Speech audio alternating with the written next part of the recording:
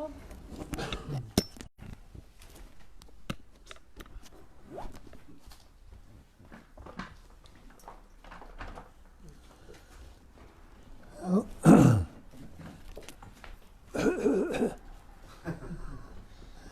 Morning, everyone.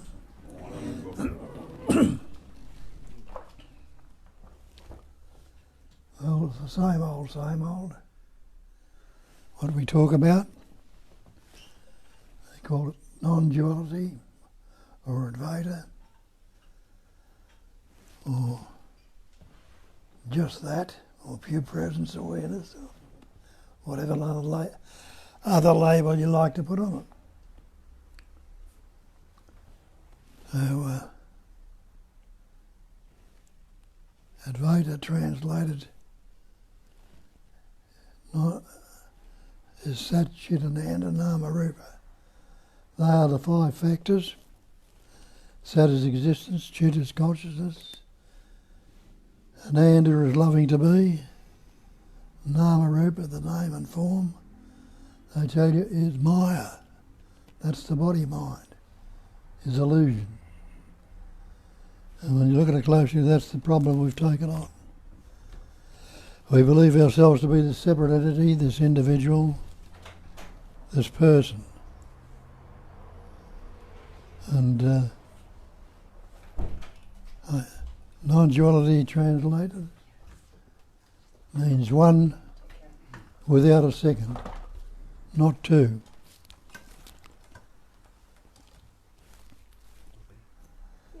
So, if you understand that, and just realise that everything is already that.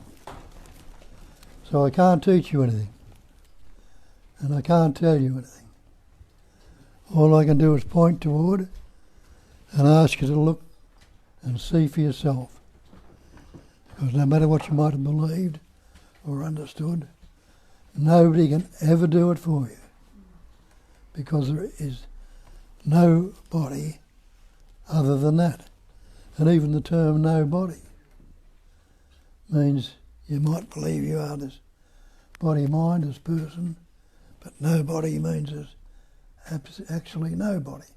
Body is just the vehicle through which that life essence translates and expresses through. Someone at the door.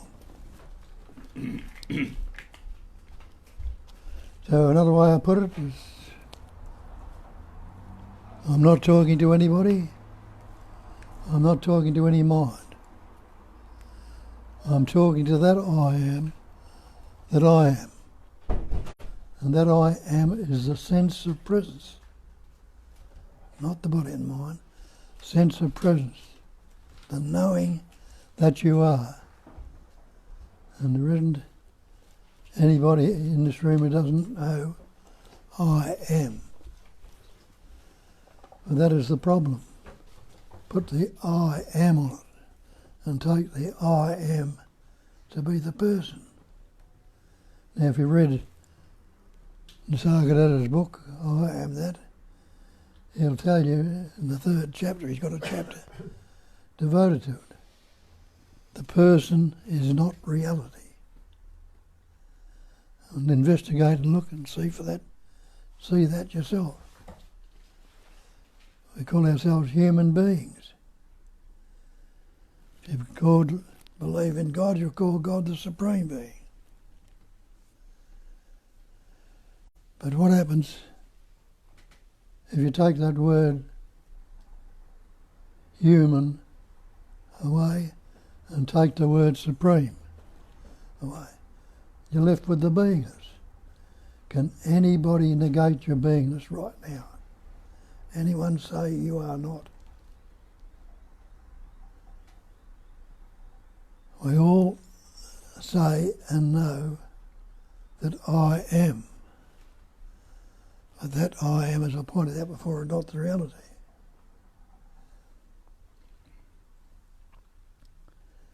So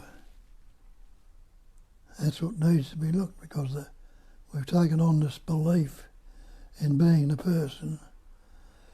And when you look at it and investigate, you'll see that's the cause of all your trouble. It's only me that can be unhappy. Only him either can be sad, angry, fearful, jealous, envious. All these human concepts relate to that sense, the believed in sense of presence, the I amness. And I tell you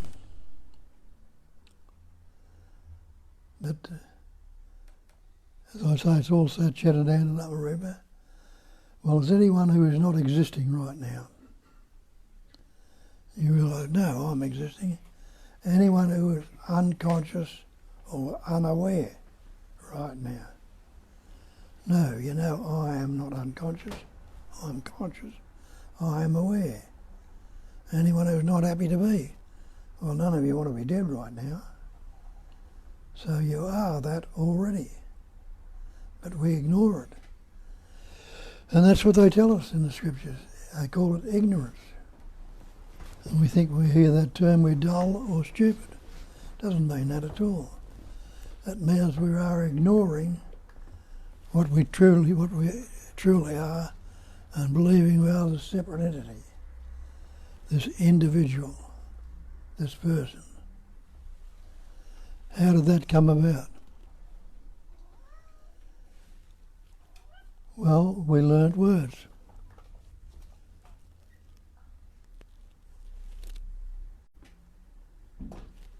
And again, it tells you in the Bible, in the beginning was the Word. The Word was with God, the Word was God. That's all that God is, the Word, another label we put on it. All things were made by Him, by the Word. And there was nothing made that was made without the Word. And isn't that so? You put words on everything. But how many words were you born with? You weren't born with any words at all. And you didn't learn any words till about two and a half, when the capacity of reasoning developed you in you. And that capacity of reasoning, your parents fussing around you, told you little Johnny or little Billy or little Jean, whatever your name might be, and you picked up the words, and you learnt other words with it. And look at all the words we've taken on board now.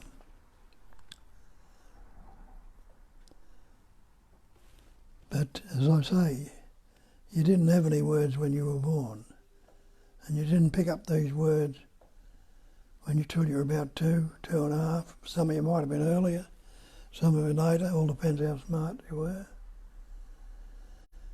And the word came upon you, and we believed in the word. So the first couple of years of your life, you were living without the word. And what do we call mind?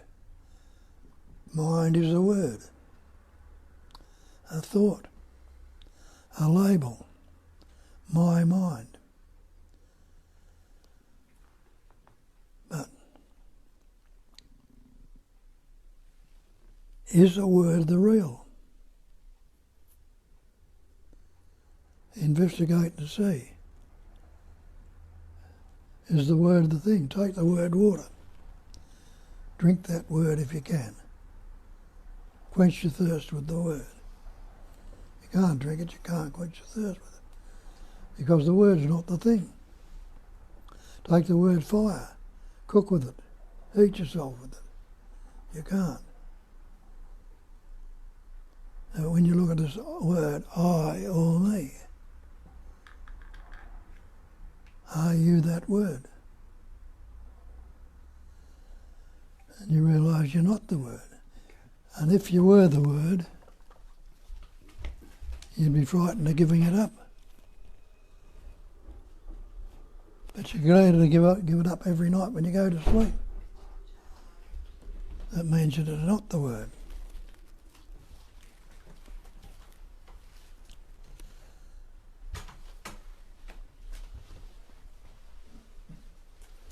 And it was just pointed out the word's not the real.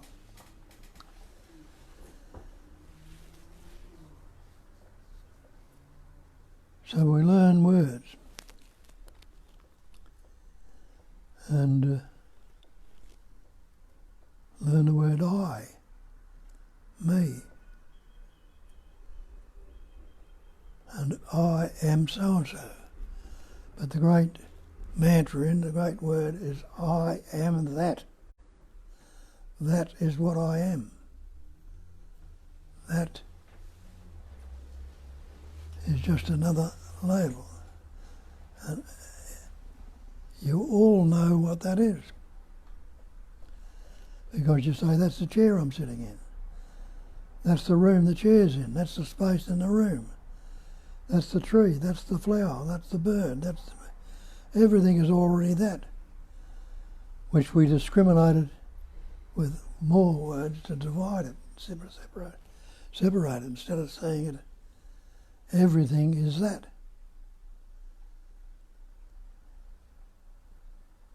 So we take on the belief that all these things are separate, but have a look at them.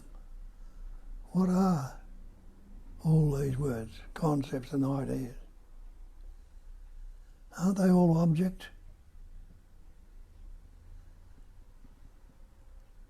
You're aware of the word. You're aware of the thought. You're aware of your breathing, your heart beating. They're all objects.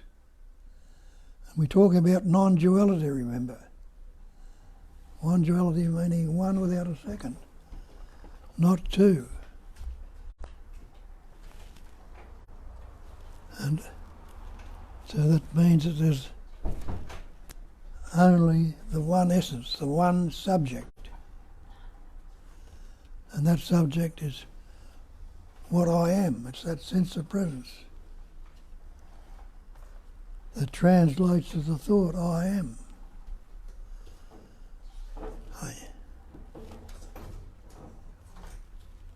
And the objects are not real. There's no object in non-duality, in Advaita. It's all pure subject. But it appears to be object. And we believe in it. Now have a look at the word belief. Belief is not the real. You look in your dictionary and look up the word belief.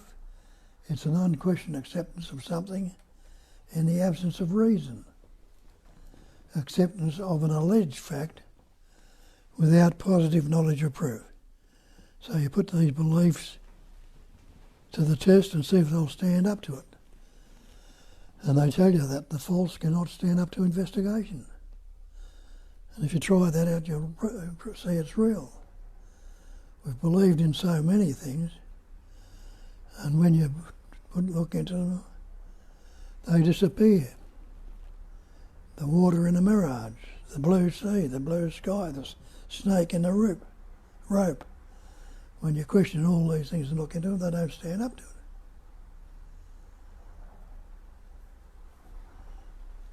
But that sense of presence, that knowing that you are, which translates into the thought I am, that sense of presence is presence awareness. Anybody who is unaware right now? No. You know you're not unaware. Anyone who is not conscious? No, you're conscious. Anyone who's happy to be? You're all happy to be, you don't want to not be. So you are already that. So what you are seeking, you can never find the answer in the mind. Because there's no such thing as mind when you look into it. Mind is object. Everything you see, you're aware of. Birds, trees, flowers, room, space. It's all objective. And the subject is that sense of presence which translates as the thought I am. When the Nisargadatta tells us to stay with the I am, people get the wrong take on that even. They think I've got to repeat I am, come to it. But I am is the sense of presence, the knowing that you are. And you see it for what it is, just that pure knowing, and realise I am the being, the knowing, and the loving to be, the Satchitananda, already that. But I think I will become something. If I do this practice or believe in this and pray to this and worship that, do whatever the practice can, but becoming, being can never be becoming, because becoming implies a future time. And you look into the concept of time and see that's just a concept too. Ask yourself, is there a past if I don't think about it? You investigate that and look at it, you see there's no past if I haven't got a thought. And is there a future if I don't think about it? The same thing. Past and future are concepts. But go back again to what they're telling us. The great perfection, I tell you, in Buddhism, is non-conceptual awareness. Awareness without any concepts, words or labels. Just that pure being, that pure awareness, without the concepts. Have a look and see. What's it all take place in? Where's it all happening? Well, what are we all sitting in right now? Aren't we in space? Or can anyone say what space is? Can you grasp space? Can you find a beginning to space? It has no beginning. Can you postulate or think of anything that can be outside of space? What would it be in? It can't be in anything but space. So space has no beginning. It's got no boundaries. So it's got no beginning, no end. And can you postulate or think of anything outside of space? You can't. So everything, and I mean that exactly, everything is the content of space. But space is no thing. So you and I are things. The tree, the flower, the birds, the bees, everything else are things. Space is no thing, so can something come from no thing. When I say no thing, I don't mean nothing. That's where they make the mistake. They think that it's nothing. Nothing is a vacuum of a void, zero. No thing means it's got no pattern, shape or form, no time, no beginning, no end. It's just as it is. What is means unaltered, unmodified, uncorrect. Appearance only. Satchitananda, being, knowing, loving to be. So something cannot come from no thing. So this world, though it appears real, solid and substantial, is really no thing. Pattern, shapes and forms, and appears and expresses as everything.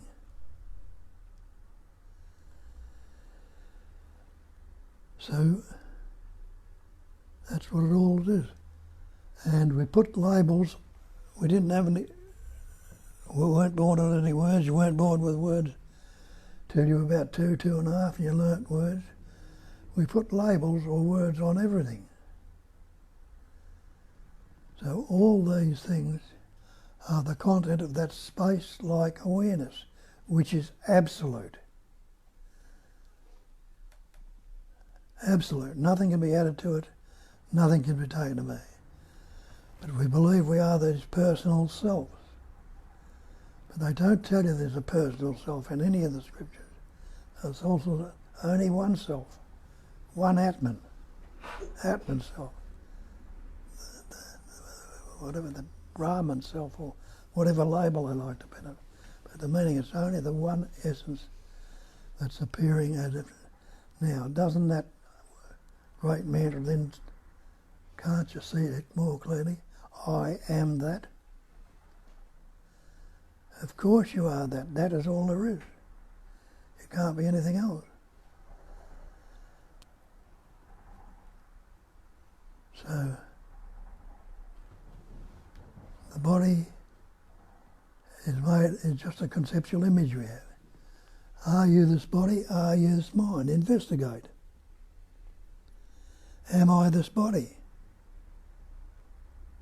Am I this mind? Well, have a look. You say my body, my mind. You say my house, my car, my coat. Are you the house? No. Are you the car? No. Are you the coat? No. So you're not the body. Not the coat, car or house. Well, maybe you're not the body either. Investigate and have a look. What's the body made up of? It's made up of elements. Air, earth, fire, water, space. That's what the body's made up of. Take the air out of your body. See how long it lasts without the air. Take the water. Die of thirst without water. Take the body temperature. Get hypothermia and die. Get off the earth. Get out of space if you can. So you realise you're not that separate from those elements. And all those elements can be broken down to subatomic particles, into pure energy. So all this body is a vibrating pattern of energy. What about this thing called mind? Again, say my mind. Just like my body. Well, show me your mind. Can you show me such a thing called mind? Again, investigate. What's mind? What's mind? Word, sound. What's word or sound? A vibration. What's a vibration? A noise, a sound, a vibration, a word, a movement of energy. So the body, mind, are just vibrating patterns of energy, appearing to be real, appearing to be solid and real. You know, Nisargadatta tells you, he says, you're dreaming a dream you call the world. He says, stop looking for ways out. The dream is not your concern. Your concern is that you love one part of the dream and not the other. He says, love all of it or none of it. Don't take a stand anywhere in any separating it or dividing it. And he says, the rest will be done for you by the same essence that brought you into existence. And it does. How did you come into existence? You believe you were born, but nobody can remember your birth. People say, I remember my birth, but how could you? Because you weren't born with any words. How could you say I was born without a word? That presence awareness was there, and you didn't pick up words till the capacity of reasoning developed when you were about 2.5.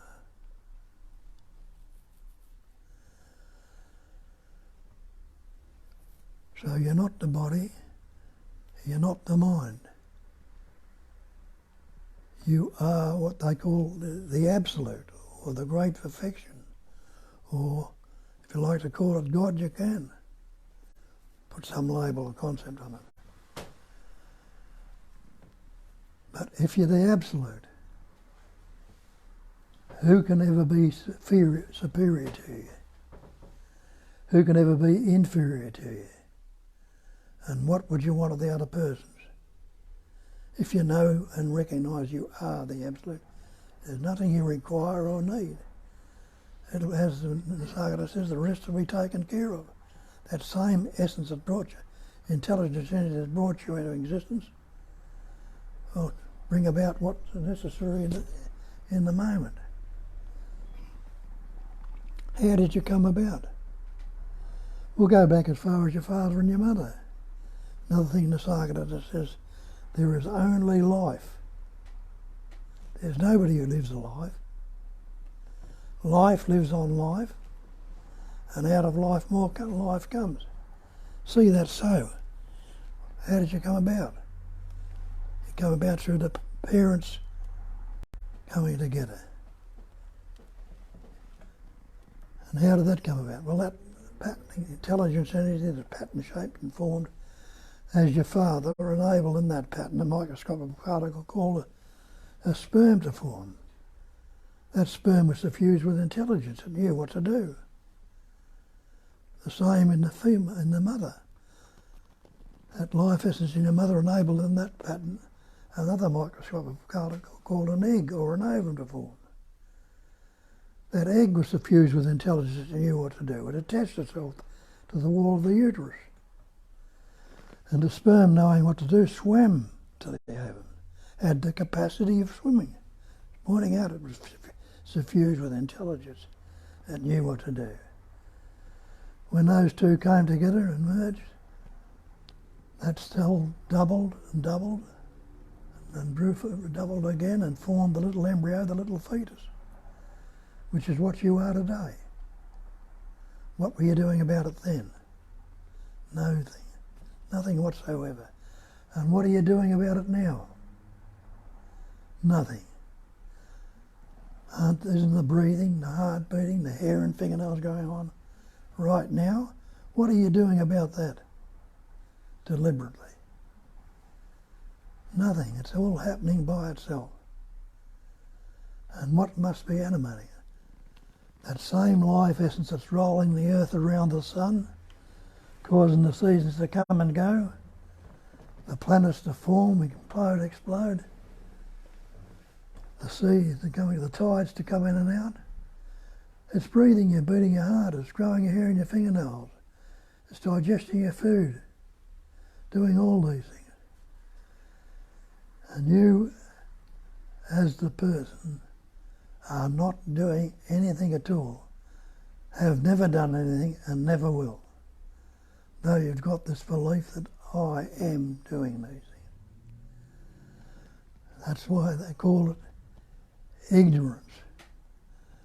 Not that we're dull or stupid, it means we are ignoring it. We're focusing into this belief we are this person and learn more words, take on more concepts, ideas, load ourselves down with all these objects, and instead of doing what they tell you in the scriptures. What they tell you in the scriptures, detach. Detach from that burden of objects you're taking on board that's weighing you down, that's wearing you out, overloading you. We're fearful, anxious, depressed, guilty, unhappy. Only me can be unhappy. Only me can be depressed. Only me can be fearful, anxious. Me is the cause of my psychological suffering. And the effects of that cause are the anger, the fear, the depression. What's cause and effect? Isn't it what they call karma? Cause and effect? What happens if I look at the cause, me, and see it's a fiction? And simply ask the simple question, can there be an effect if it's not related to a cause? Or can it? Work it out and see if it can for yourself. So I say that me is the cause and the effects of that cause, the belief in the cause, me.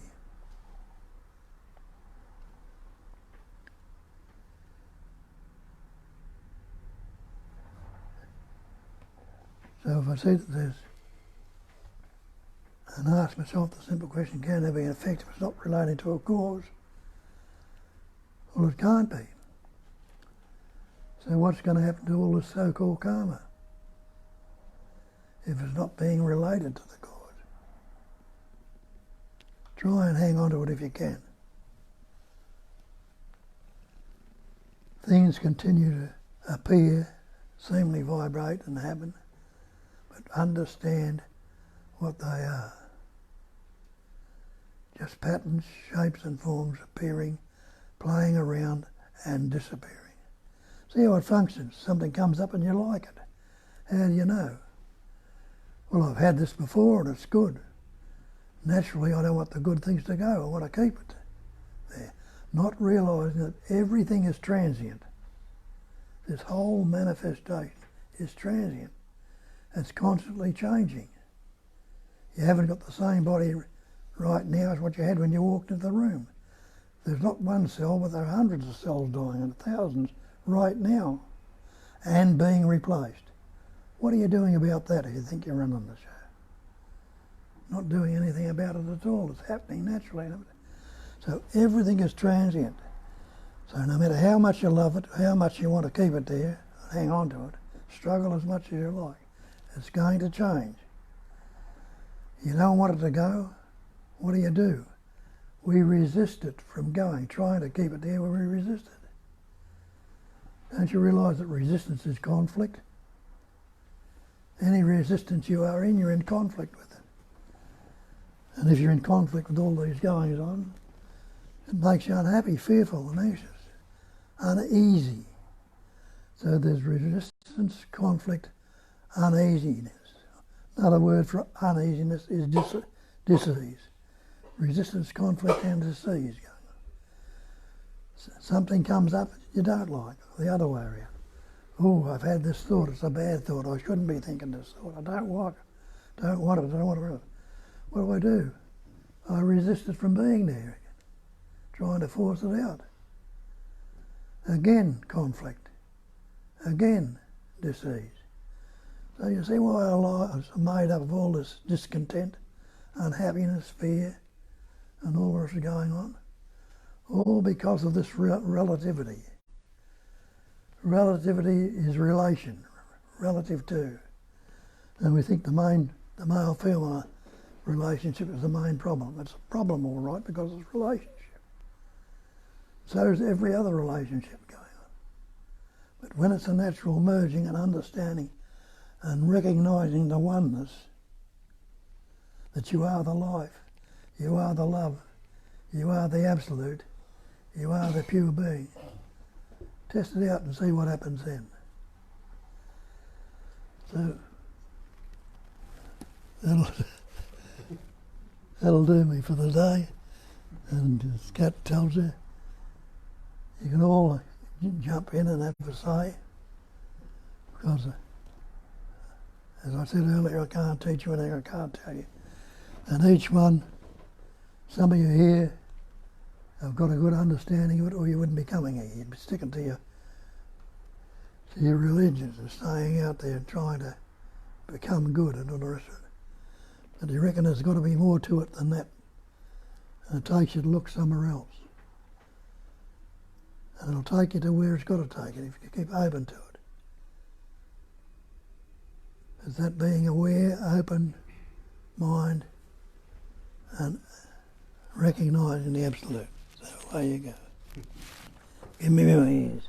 I'll give you your ears. I want my ears. I want these. Yeah, and the other one. Thank you. Okay, and we have 20 plus people who are online with us. So welcome to those who came late and to everyone again. And to our online community. And we have few good morning messages and welcome messages from people who are with us, and a really good question from Maya. So I'm gonna start from reading that. She says, I feel constantly restless and find myself constantly reaching for ways to change my state of mind through breathing exercises, coffee, tea, nootropic drinks, workouts, etc. I find it hard to just sit in the moment unless I have something in my hand that can help me feel content and relaxed. I have an urge to constantly change my state of mind to be able to appreciate the moment. It is my mind playing tricks on me, or what is that energy that is driving me? Thank you for everything. That's a beautiful description and beautiful question. Who does not know the feeling of the moment not being enough and wanting for something more to be in the content of consciousness, more pleasure, food. Like, today when you go in a tram, you see the young people constantly checking social media and constantly being restless. And yeah, that seems like almost the icon of today's attention spam. So thank you for putting it that clearly.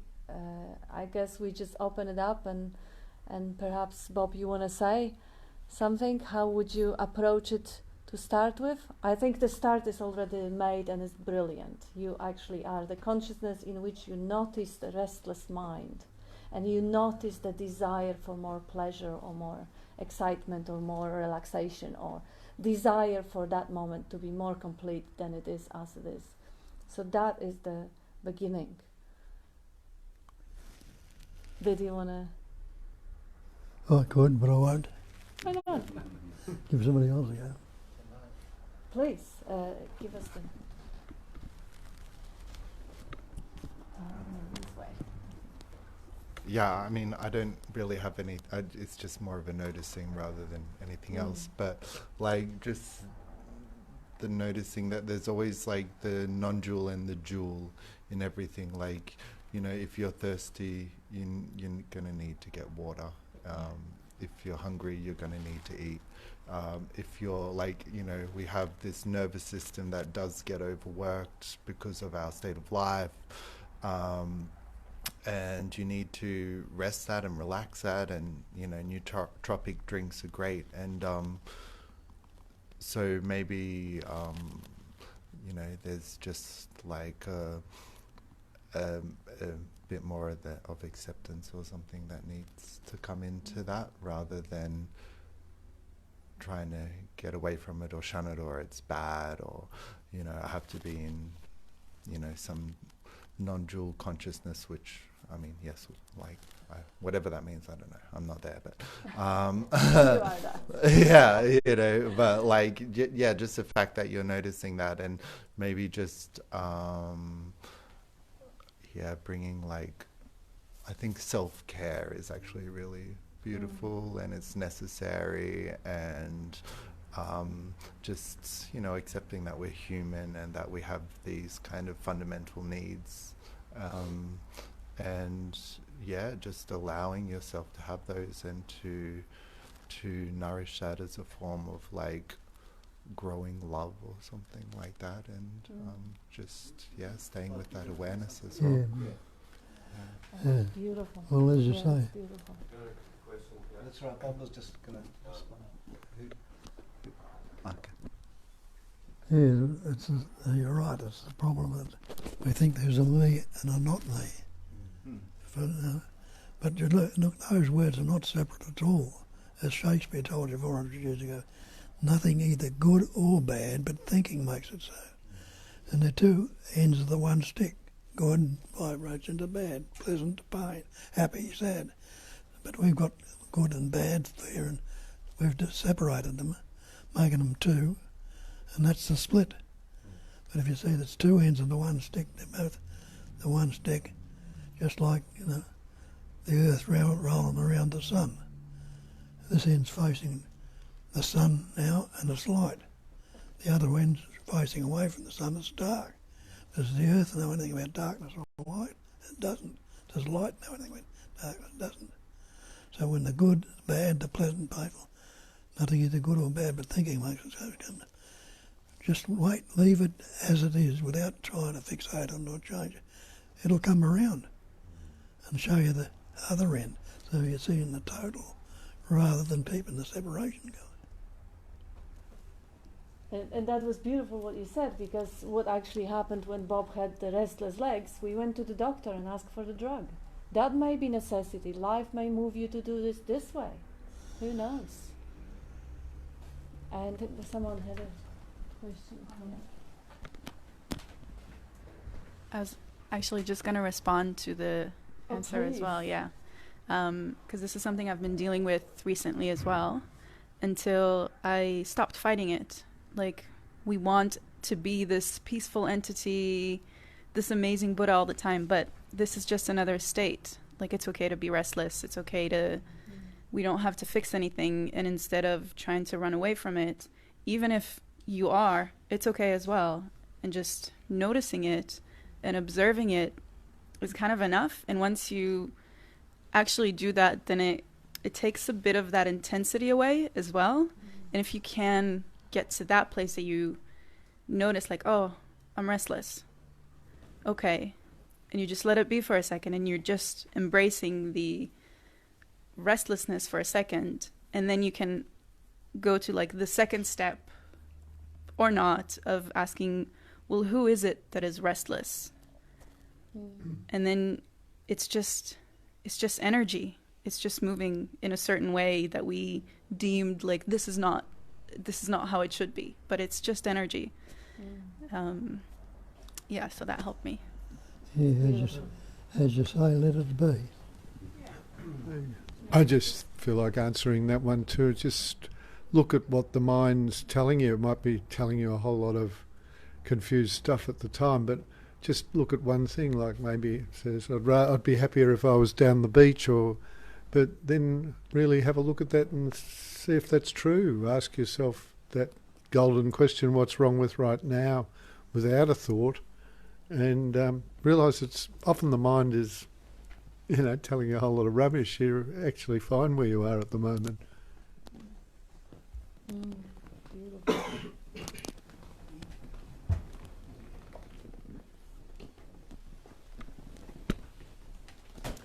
Thank you.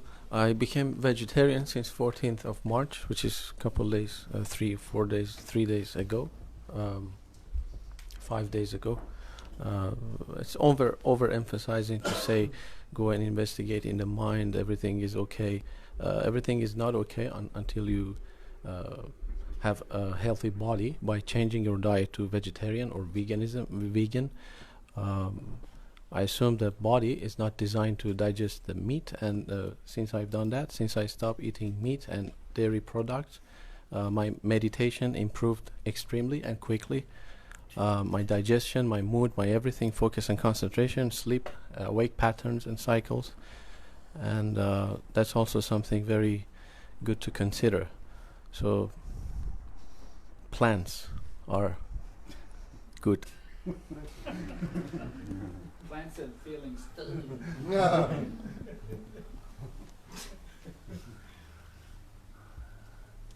Yeah, I have another here. See if that's a question or comment from Tanya. This week I have discovered that inquiry, investigation, keeps the pattern of thought, seeking pattern appearing. I don't feel to inquire anymore. There is much narration appearing, but also peace, joy, and nothing lacking. Can you say something about this? Well, that's interesting. You've noticed that the pattern of seeking is there. If you look at the natural world, in the world of animals, if there is any need that is unmet for the body, there will be seeking for the nest, for the partner, for the food. There's nothing fundamentally wrong with seeking if there is no story backing it, that something is lacking, or something is wrong, or something needs to improve. Because they don't have the narrative as far as we know the neuroscience in the brain. So, not much narration appearing, much narration, she says, appearing, but there is also peace, joy, and nothing lacking. So if the narration is there, the entertainment is there, the humming music is there, or whatever the commentary is there, that's the habit. But if there is nothing lacking, in that completeness of nothing lacking, the body will seek whatever it needs to fulfill itself and to find itself in the best condition. Yes? Nothing wrong anymore. Nothing wrong anymore. Yes, and Vivek says just be peaceful, no thoughts, no memories, no anxiety. Yes, and also what has been said a couple of times, have that affectionate awareness of being, as Bob says it. Be warm towards whatever shows up. And as you said, you take the label of the, calling something anxiety or calling something restlessness is already loading it down with all the anxiety and all the restlessness you ever had before. But seeing it as energy moving through the body and being curious about that energy moving in the body, being warm towards that energy moving in the body, that is totally different way of experiencing what appears, and much easier, kinder, gentler, happier, and more peaceful way. John says, in this moment we have everything we need, or we would be dead. How clear is that? That's right. Need is something without which we can't function, and we function, obviously. What was that? Awareness of being. Oh, affection. Awareness. Isn't it sweet? Yes, it's beautiful. And yes, different things help people. Like, it's wonderful. Like, you know, some people get, when Bob got restless legs, of course, we tried the try the natural, the massage, the magnesium, all that we possibly could without any tougher intervention. Sometimes acupuncture helps. Sometimes change of diet helps. Life will move you. If it can be done without the excess story, that's kinder towards yourself and others. Because I also had strong stories about diets and things, and felt the need to feel superior towards those who had different and needed to convert them. That's not very kind.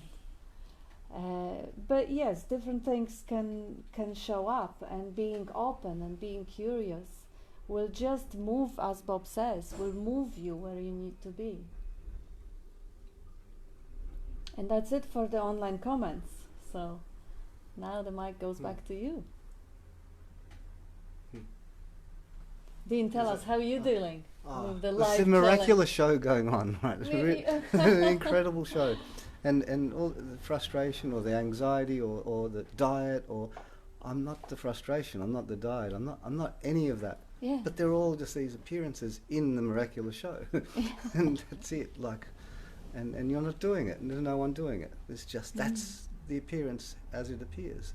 And it's labelled and perceived, or like this or that, or but it's just constant. This just that you know that there's this show going on, and that's really the contents are all not negated. They're all included and totally secondary. inclusive, but there's no one doing it. So it's just that appearance of all the patterns appearing as this show, colours, thoughts, ideas, world, space, time, everything like. And that's it. It just goes on until it doesn't. I don't know. But it's actually if you it's miraculous. It's magnificent. Like it really is. Like when you could see the sky from the clouds, and you know, it's always like these days. Like if it's not magnificent, I think, it must be something wrong. Well, I must be believing something in some way. Otherwise, it's just incredible. And sorry, you were going to say something. Is that right? Yeah.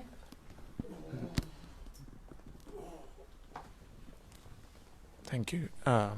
Thank you for the wonderful talk today, Bob. I do have a question, actually. I wanted to ask you. So we can hear you. I do have a question for you that I wanted to ask. How is it possible to maintain that sense of I am, that being awareness, all the time, regardless of whatever you're doing? Because when you are, let's say, working or you're doing something else, it's easier to forget that and be immersed in your work or, whatever you're doing. But how do we maintain that sense of I am that being doing all the time? When you're thinking of other things and you're doing something else, are you unaware? Not of the thing that I'm doing, but of myself, of what I am. Yeah, he's not unaware of what he's doing, but he's unaware of his own existence. Well, what are you, first of all? Aren't you existence? You're aware of not existing right now? Not at the moment, but I would say... Well, is there any other time? where you feel that you're not existing.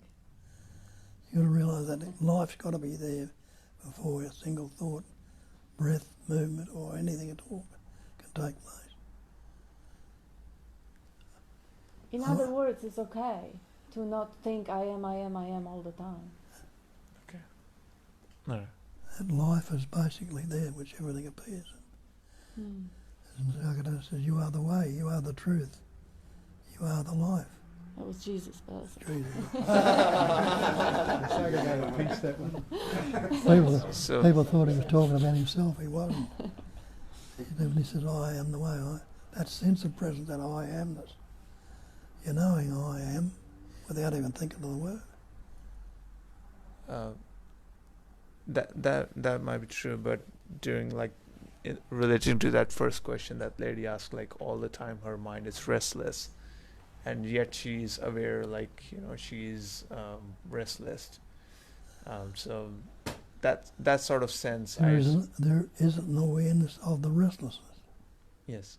So the awareness must be there to recognise that. You can't tell me what awareness is, but you can't say I am unaware. Just the same with a being. You are being right now. You can't say you're not being, but you call yourself a human being, and you call something God or something else the supreme being. Take away those terms, can you stop being? So being, knowing, loving to be is the Satchitananda. It's always happening. Without being this or knowing that or loving this or that, just that pure being. So when we talk about Satchitananda, which is, joy, truth, consciousness all the time, but as human beings we experience so many different emotions, sadness, anger, all the negative emotions as well. As human beings. Yeah. Take away the human, try and stop being without the human. Realise that beingness is there first, whether you put a human on it or any other label. And when you put the other label on, you seem to obscure it. But you haven't. That hasn't disappeared. Without that awareness there, you can't say, think or do anything at all. But you can't tell me what awareness is.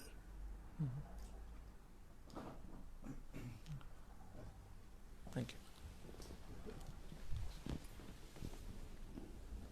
you. Nobody ever asks the question, how can I keep this anxiety going? Because we know how to keep it going. We just add more stories to it. And we share it with others, and get them to validate this story. So the simplicity of being doesn't require a story. The natural state is wordless and silent. And to expect some answer to come from the mind is really not very bright. But the mind has always got something to offer. Oh, well, after all, I should be able to offer something. But, what's wrong with right now if I don't think about it? And as Bob points out, to do that you have to pause a thought and have a look. And there's nothing you can say about it. You can't say it's good or bad. That's like a little opening into the infinity of the actuality, of reality. But it's not good enough for the mind. The mind wants to claim something and make it mine. And that's the problem. Beautiful. It was interesting what you said before about, when sometimes you forget about the being or the self when you're working, it was something that I noticed early on coming here, that when I'd be working away, I'd be quite happy just doing the work without any thought about the self, and then suddenly, this work is boring, or what am I going to do tomorrow, or I better cook some dinner tonight, or will I go? Suddenly the mind comes in and all sorts of, anxiety or impatience comes up with it, but the natural state of just being and doing without thinking is fine. But then once you go into time and the self, all sorts of problems in the mind arise. Yeah, it's interesting. If we all know, I'd say we all know what it feels like to be anxious. There's a certain thing going on in the chest or whatever. and you know, if you don't add a story to it, it lasts a certain time and it goes. It's replaced by other states. So it's like, what's wrong with right now? Even though there's this, if I don't label it as anxiety, then all those stories, habitual stories of anxiety, don't get involved.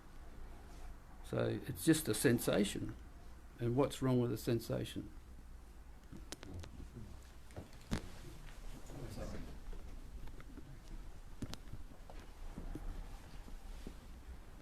In deep awareness, no questions arise. None. So that tells us, doesn't it, what deep awareness is as opposed to what mind is. If questions arise, we're in the mind. The mind is active, trying to define us, trying to make us an object as opposed to, or a subject as opposed to an object. And we're stuck. So, you know, the only question to ask is that, just get that distinction correct, I think. Just know what mind is and then bring it to awareness, be aware of it, notice it. And many people have said this today. So that's enough. It's enough to do that, just to bring this question I have in my mind about me to awareness, and then there'll be no more questions. All questions will be answered there. That's all. Thank you. Thank you. Yeah, it's like along those lines, like I found, like this. Someone was saying like these words and that and self, and it's like the experience is it's so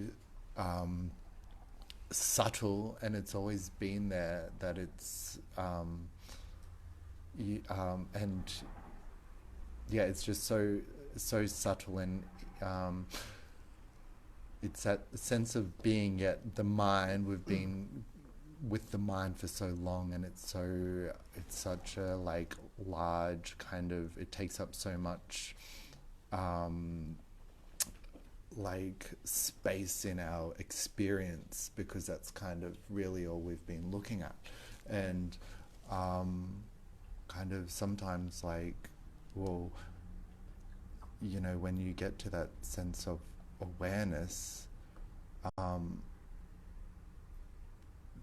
it is subtle, it's not dramatic. If there's any like kind of dramatic experience, it's that you suddenly realize that the mind was telling you stories. And that's where you're like, oh my God, like what was going on? And then yeah, like and someone else said nicely, it's nice to be with some work or whatever, and just not think and just do whatever needs to be done. And yeah, there's not this thinking about the self and thinking about awareness, because you're just in a state of well, people say like don't be doing, but you're just in a state of, you know, flow. And there, yeah, I found that there is kind of a transition period of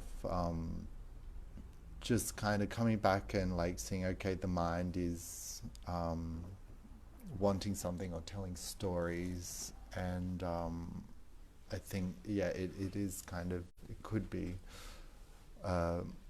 it's like a process of building a muscle of recognition of the mind. And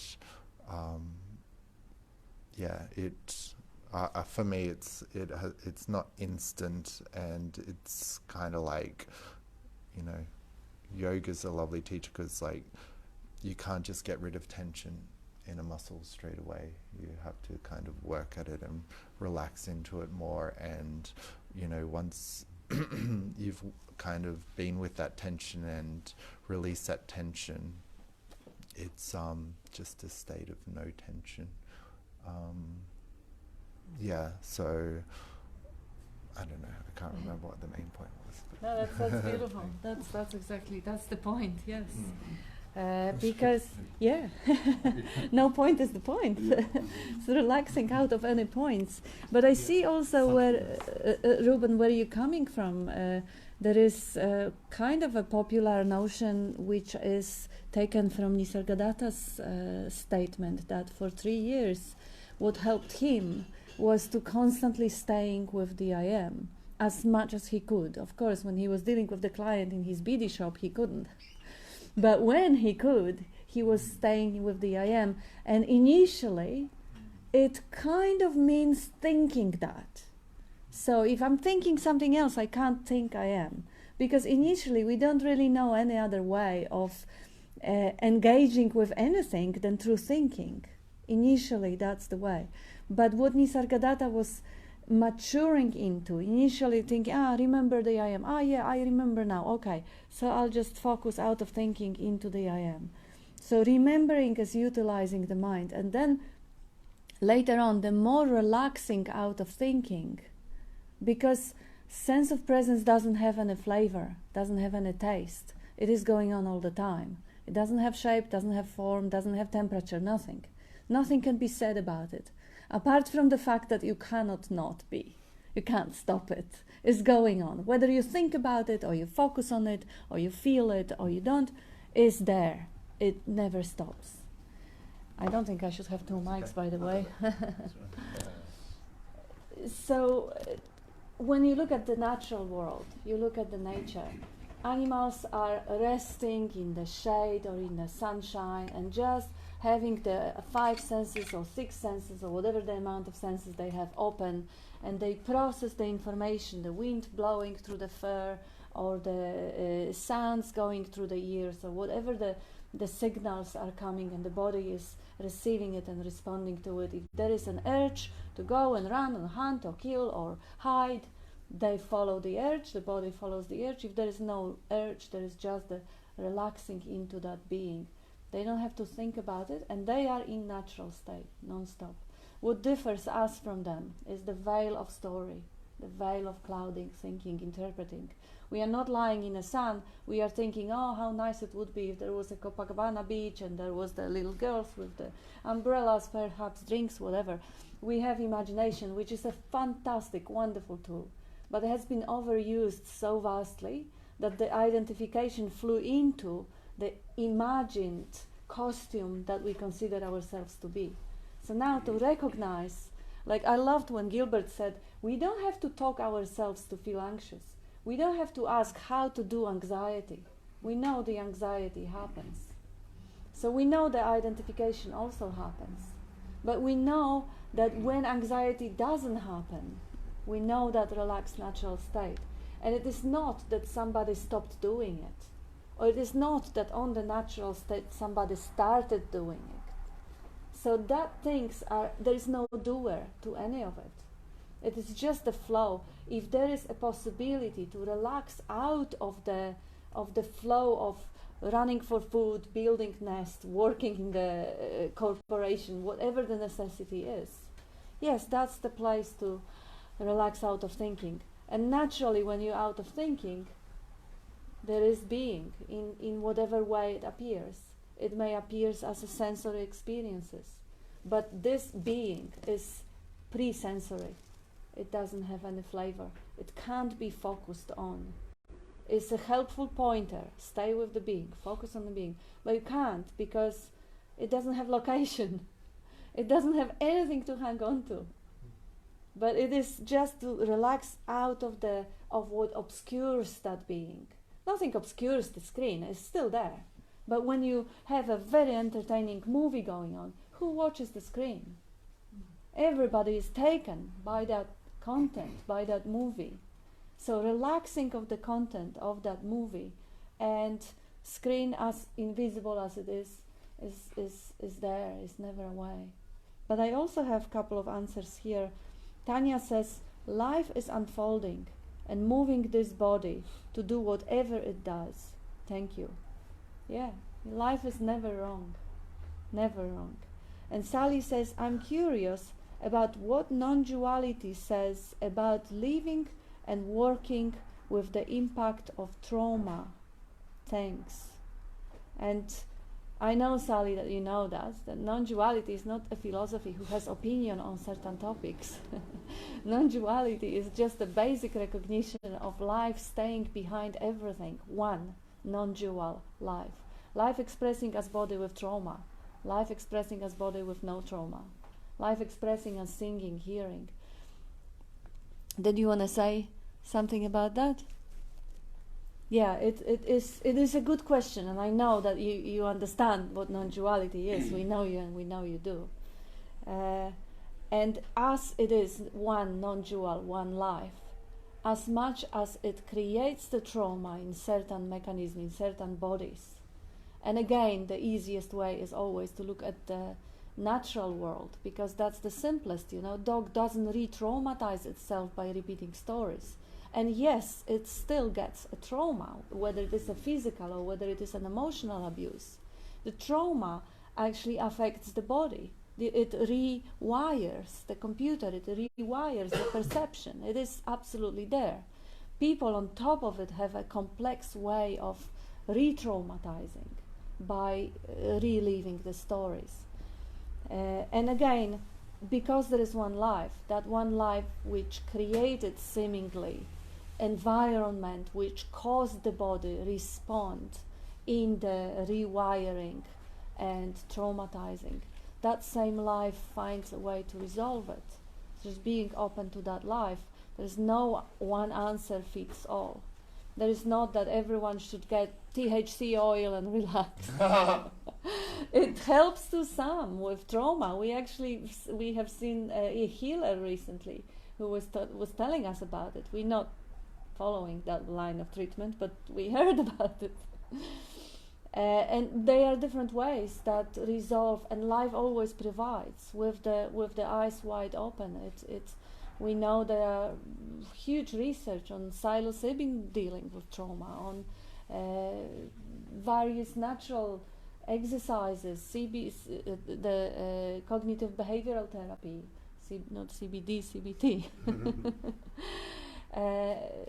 So life provides the answer, and sometimes it doesn't, and that's the answer too, because when you look at the stories, complex, bigger picture stories, life experiencing itself as everything, as Buddha who got awakened because somebody died, and somebody got sick, and somebody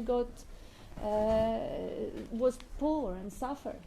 Life was behind the sick and the dead and the poor, and life was behind the Buddha awakening. So, but it is a beautiful question, and thank you for that. I don't know. Yeah, please. I just think in relationship to trauma,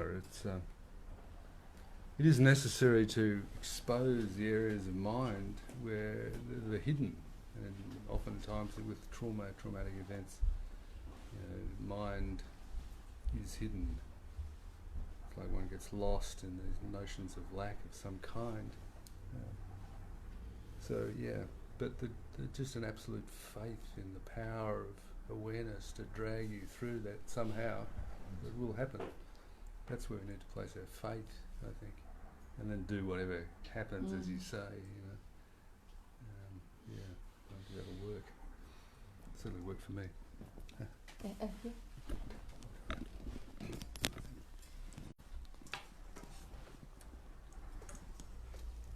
Yeah, I think like my thing recently, it's that kind of, for lack of a simple explanation, the non-dual and dual, as far as like non-dual awareness and this kind of dual interaction of matter or something like that. But yeah, like kind of bringing yourself back to that non-dual awareness, like was said, it has kind of a power to kind of loosen the mind or something like that, or like you're kind of grasping to the mind and letting go of the stories, and that is kind of a journey in itself. But it's, it goes back to that idea when you're thirsty, you need to drink, and when you're hungry, you need to eat. And trauma is, it affects us on so many levels, and it affects us physically, it affects us mentally. I mean, you could say like on some kind of, energetic level, and there's there are ways to deal with this on that level that are completely valid and maybe necessary for you to move past that and to be comfortably with awareness. So I think like trauma from a non-dual state, it would be the same as dealing with an overactive mind, or dealing with someone that's has a physical sickness or an impairment. Like they all have their kind of ways to be soothed or dealt with on their level, but from a non-dual state, it's kind of coming back to that awareness. Trauma's hard, but there's kind of it's more extreme. But it's more it's extreme. But don't lose hope. There are ways to kind of soothe yourself and heal from that. And thank you.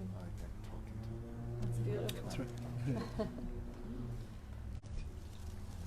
We have a comment here from Maya. Says, thank you everyone. Many wows in answer.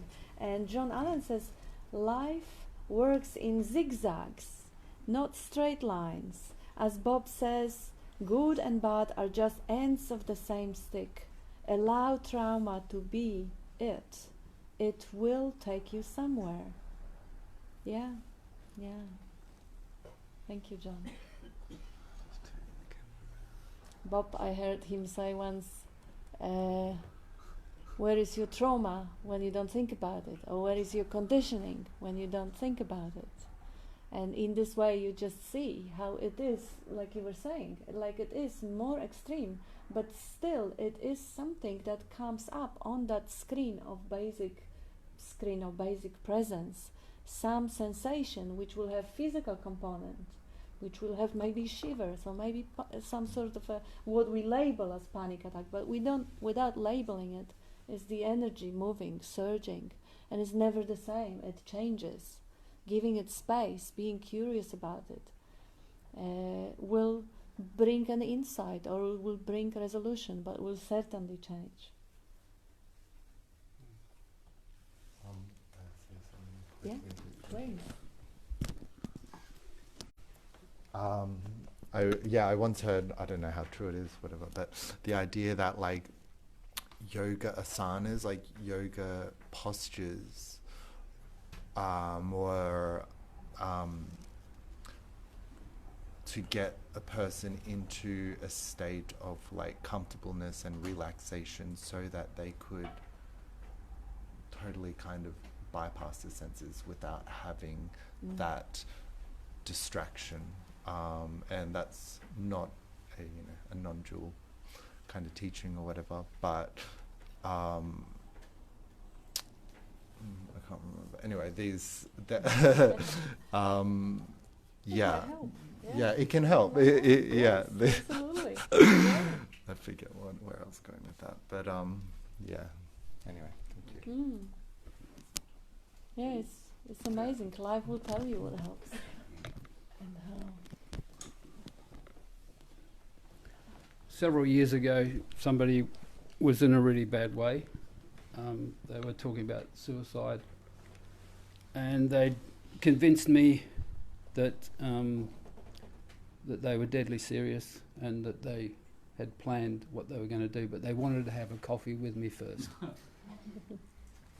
So I went and had coffee with them, and I could see that this person hadn't smiled in maybe months. And they were pretty miserable. And the question I asked the person after a few minutes was, one of the questions that Bob asks in meetings. What conditioning do you have if you don't think about it? And this person saw, without a doubt, because there was a little smile came, and I knew that she'd seen that there's no conditioning if you don't think about it. Yeah. And from that moment on for her, the idea of suicide more or less disappeared. So that's the crux of the situation. Wow. We need to confront this bullshit story about me. Mm-hmm. Is it true? Is any of it true? And that question is a beautiful question. What conditioning do I have if I don't think about it? You have to pause the mind. And without getting the story going, there is no conditioning. And that can just blow the whole thing to smithereens. Yeah. But it's no good if you don't do it, if you don't have a look. It's true. You have to recall it for it to have an effect. It's just interesting talking about trauma, because I think of the word trauma comes from the German for dream. And actual fact that what we're recalling, or Freud I think first used it, is we're recalling the past in this trauma over and over again, that we are the victim of the incident in the dream. Yeah. And we live in this world of as it is now. And what we have heroes who are trauma victims. They are made into heroes in the media and all this. And this is absurd, because it just compounds the story. You know, what trauma is there if you don't think about it? Nobody wants to look at that, because these things happen to me, you know, blah, blah, blah, blah, blah. But is the me real? Yes, terrible things happen. It's behind you. Behind you. I will say that it's a bit easy to say it's a dream and it's not real looking at it from outside, but when you're in it, it feels real. So there's no point of saying like it's not real. It's very hard. Like sometimes the movie is so intense that it's so hard to look outside of it. And it's okay that it's intense. And I think the way to go about it is just allowing it to be. If you can detach from the story and just feel whatever happens, because it is real on the body as well. There is like actual physical things that are happening. If you're able to detach from the story, that's great, and just let whatever is happening happen. And if you can't, that's okay as well. And it's like what Bob said of like affectionate awareness. Like be kind with the fact that this is happening, and it's okay that it's happening, and you don't have to be not traumatized, or you don't have to know that it's a dream. And also that some days it'll feel like this and it'll be easier, and some days it won't. And it all passes. Like we don't stay in the same state all the time. So like even thinking about it as a storm, like we really want the storm to not be real, but it is a storm right now. But it'll pass, and tomorrow's a new day. And yeah, and do whatever you need to do to take care of the body and take care of the mind, and even like slowly retrain the mind, or do the yoga poses or the qigong or the CBD oil or whatever works to help the body just pass through that energy that is just happening. Yeah, and I don't think, like this space, it doesn't judge anything at all. So if there appears to be someone to help with some specific old patterns or traumas that perhaps need to get cleaned up, because I agree, it's like it's easy to see through the story, but for a traumatized person that may need some of that help appearing, to clean up some old thought patterns that will continue to reappear and torment them, the person, thinking that they're the person, to as part of the journey. And it's not judged. It's everything's okay, and that's happened a number of times in this journey, and it's helped open up the space even more by getting specific treatment around certain patterns, old selfing patterns. So everything's actually allowed, but for me it's just seeing that what's transient and what's not, where the space out of stuff arises and appears, and it's the misidentification as the appearances as being mine and what I am. So, yeah, for me, it's just like the space is already here, and there's a knowing and everything. All the resources are already there without the need for thoughts and feelings. Like I'm speaking here without thoughts, and everything is aware, and do you know what I mean? Everything is already available. The mind is just another a function, like a hearing or a seeing, but it's not me hearing or seeing. It's just appearing. Thoughts are just appearing. That's not anyone doing it. It's just arising out of the space, but it's taking that to be what I am and going down the rabbit hole. But for regards to trauma treatments and stuff, I mean, it's all good. It's all okay. Whatever, if it feels that's going to soothe that, help in some way, okay. And you can continue to explore this stuff more, because this is more end of the line stuff. I think when you're heavy depression for 20 years or something like that, that's going to need a bit of love and a bit of help from perhaps some other resources. I couldn't jump from that straight into a non-dual teaching for this experience. It's been a process. Thank you. Thanks. Okay. Just to put it in possibly simpler terms, as Bob has said many, many times, you don't just break out into tears. Feelings follow thoughts, emotions follow feelings. So it all starts with a thought, and then that thought then extrapolates into a story, which then creates feelings, which then turn into emotions: depression, sadness, anxiety. So in watching the mind and seeing how it operates, you catch the thought before it has a chance to even turn into a nasty or whatever story. And then that's it. It's like, what's wrong with right now unless you think about it, you know. In watching the mind and recognizing the stories as they appear, and then not grasping at them, just letting them go, then they haven't got a chance to turn into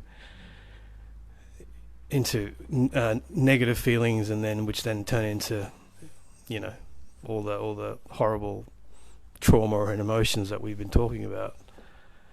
So it all comes back to the same thing: watch the mind and see how it operates, and that's it. That's all you. Bob has said that repeatedly. That's all you have to do. That is the simple and the most potent pointer.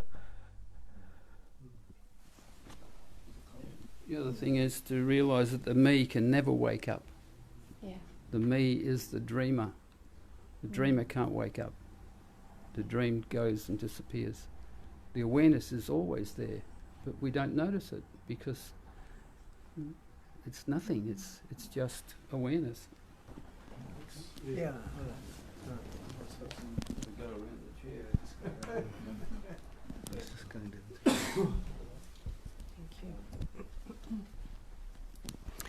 it. I'm finding that the more I can accept and accept what's going on in my mind, I'm coming from a place as a child and a young adult where I really hated myself, and that was a place of self-hatred, but that meant I accepted nothing of the sort of persona or personality that I had, and I was not able to accept how others were either. And the last however long, I've become more accepting of the fact that whatever's going on in my life is not necessarily me, although there are many times I do forget that. But there has been more compassion for myself, and that's been such a relief. And you know, whatever trauma has happened has come, short of a better word, automatically. You know, it was meant to happen, and it's not something to be taken personally necessarily. And the same applies to others. You know, we can be triggered by others, but it's the same for them. Whatever is going on for them is happening automatically. And it's good to come to places like this to be reminded of that, regularly, and to change and shift our perspective. And yeah, for me it's all about, constant remembering, constant forgetting after that, but remembering again.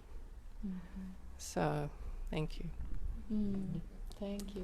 Beautiful. Can I say also that remember that nothing proves anything about you. Nothing has the ability to prove that you're not that. Just remember that, and that'll be a beautiful return to heart, I think. Yeah. But I thought you'd finished because Colin was... oh, Cole wants It's it. all right. There you go. Righty. I did want it, and it sort of ran out. But let me just say, like 36 years, I had a sort of, I was suffering, I suppose, that was the word for, with post-traumatic stress syndrome. It just happened, and to say, don't think about it, or let it go, or whatever, just didn't work, because I used to wake up at night, and that was it. And there's some things you have to live with. You have to live with getting old. You have to live with having accidents, not being able to walk, and my big problem is somewhere in the life I got turned against authority, so I'm a bit anti-authoritarian at the moment, and I always have been, and that's okay. But I whinge about it sometimes. And I whinge about that actually more than I ever did about falling over and losing the use of my legs. When that happened, I thought to myself, oh, well, this is my new life. I've got to get used to it, and that was it. That was it. No more thoughts about it. And still, the establishment bother me, and that's just the way it is. That this mechanism, this body-mind mechanism has needs. It has needs for connection. It has needs for food, and I think that this meeting isn't about helping the people to see that the idea that I'm a separate individual or mechanism in the middle of nowhere, in the middle of everything, in the middle of a big illusion. Isn't that what we're about here? We're not about, I want breakfast tomorrow, I'm really hungry, and these sorts of problems. They're problems of this body-mind mechanism, and and I think you've got to deal with them. And like I did with my PTSD, I dealt with it using one of the ways that have been mentioned in this meeting today, so that worked. And so this is what you've got to do. Attend to those things in life, your needs for connection, your needs for food, those sorts of things.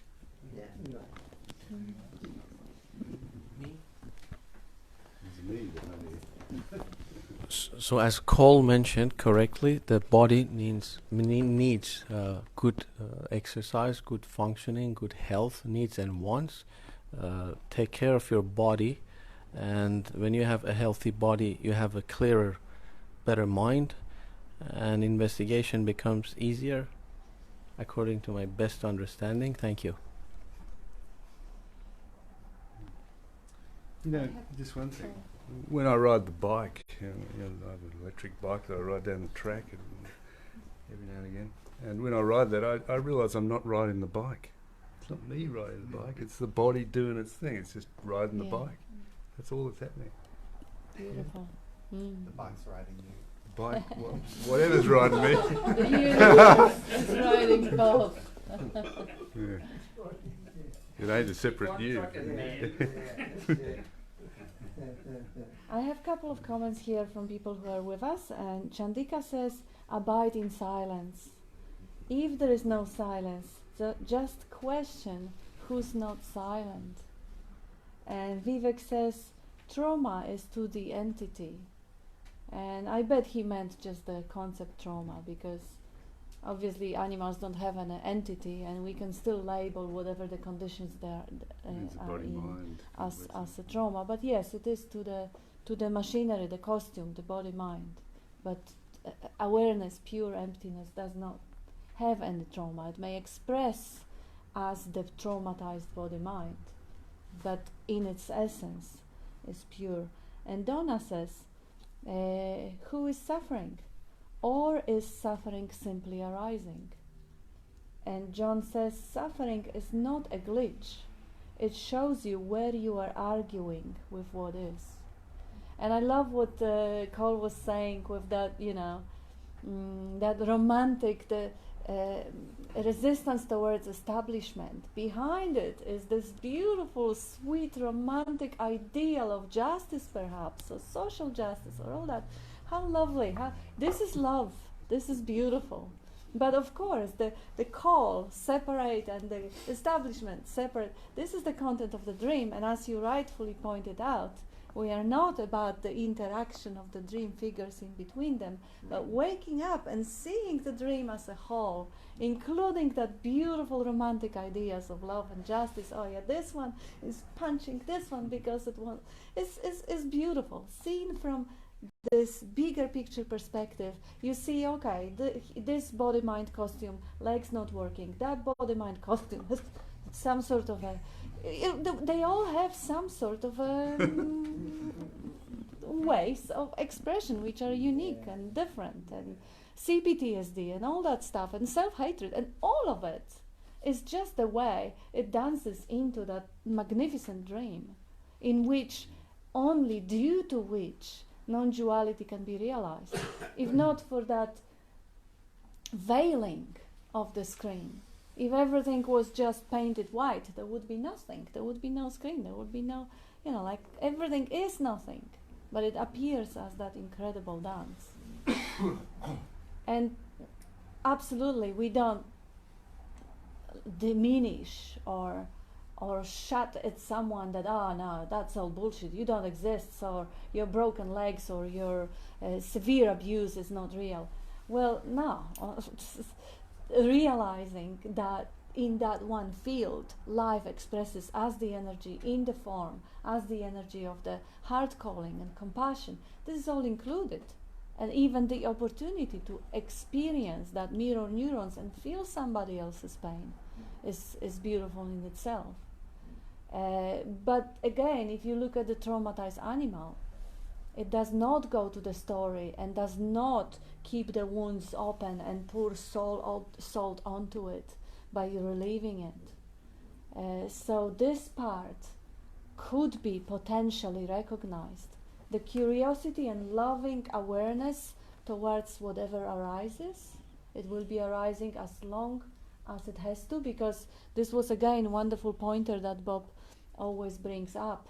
If there is a pain, physical pain in the body, is the body calling for attention. Sometimes emotional pain or thought-based pain which came to emotion and which is stuck in the body, is that body again screaming for attention, for something to be brought back to balance.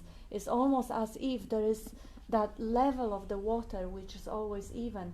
Suddenly there is a suction and every attention goes into it. Let it feel it, let it heal it. That is life resolving itself. And if we stop the story and see where the energy moves, it always finds its level. And I hope that everyone who needs healing will find that place in which this healing flows. But as John was saying, if not for suffering, we wouldn't know where we resist what is. There would be no investigation. It so often facilitates the search, the investigation, and it opens the door to a completely different way of living and experiencing life, which is a peaceful and joyous way. And we have, Angela says, sending love, thank you. And we have Bradley, if trauma is stored in the body and not a memory form of the past made real in the moment via thought, we would all be the size of sumo wrestlers. Yeah, some people do eat over the emotional upset. And Sally says, thank you for all the beauty, full sharings. Thank you, Sally, and thank you, everyone. Thanks, everyone. Thanks, Bob.